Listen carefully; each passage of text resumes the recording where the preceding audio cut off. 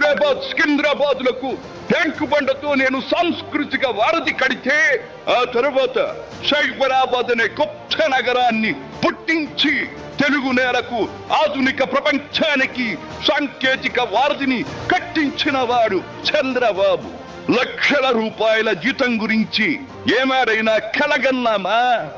దాన్ని సాధ్యం చేసింది నా తెలుగుదేశం ప్రభుత్వమే అని చెప్పడానికి మాకు గర్వకారణంగా ఉంది.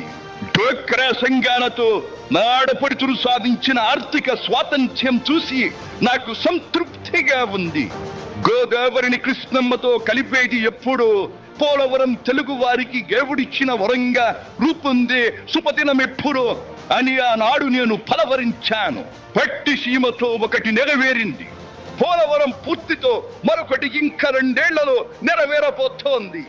రెక్కలు ముక్కలు చేసుకున్న డొక్క సగం నిండని పేద ప్రజానీకారికి ఇంత ఆదరవు కల్పించడానికే ఆనాడు కిలో 2 రూపాయల బియ్యం పథకం పెట్టాను. అటువంటిది P4 కార్యక్రమంతో పేదకు పేదరికం నుండి విముక్తిని కలిగించి బంగారు కుటుంబంగా తీర్చిదిద్దే చంద్రబాబు ప్రణాళిక అహో అద్భుతం, మహాద్భుతం. శాతవాహన సామ్రాజ్యానికి ఒకప్పటి రాజధాని నగరంగా బాసిల్లిన అమరావతి పేరిట నేడు నిర్మాణం జరుపుకుంటున్న ఆంధ్రుల రాజధాని నగరం దేవేంద్రుడు సైతం అసూయ పడేలా, మయూరి సైతం అప్పుల పడేలా రూపుదిద్దుకోవాలని మనసారా దీవిస్తున్నాను.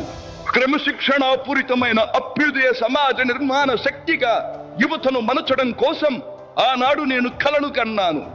యువగణానికి ప్రాధాన్యమిచ్చి యువశక్తికి పదును పెట్టి నా కలను నేడు తీరుస్తున్నాడు నా మనవడు లోకేష్. అంతేకాదు, అధికారానికి సరైన నిర్వచనం మానవ సేవ అని ఆనాడు నేను పాటించిన నియమాన్ని నేడు గతంలో ఆచరించి పార్టీ కార్యకర్తకైనా సాధారణ పౌరుడికైనా అండగా నిలుస్తూ నా వారసత్వానికి వన్నెదిస్తున్నాడు లోకేష్. గగన సీమ నుండి ఇది చూసి అయ్యారే ఫలా ఫలా మనవడా ఫలా అని మురిసిపోతోంది నా మనస్సు.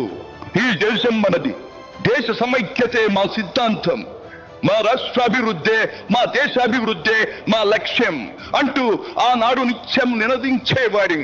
ఈనాటి వికసిత భారత్, వికసిత ఆంధ్రప్రదేశ్ గురించి వింటుంటే ఇదే కదా నేను కోరుకున్నది అనిపిస్తోంది.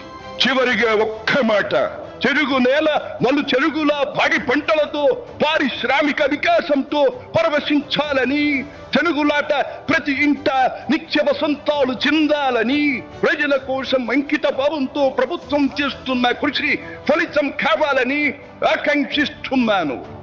సెలవు. సర్వే జన సుఖినో భవంతు.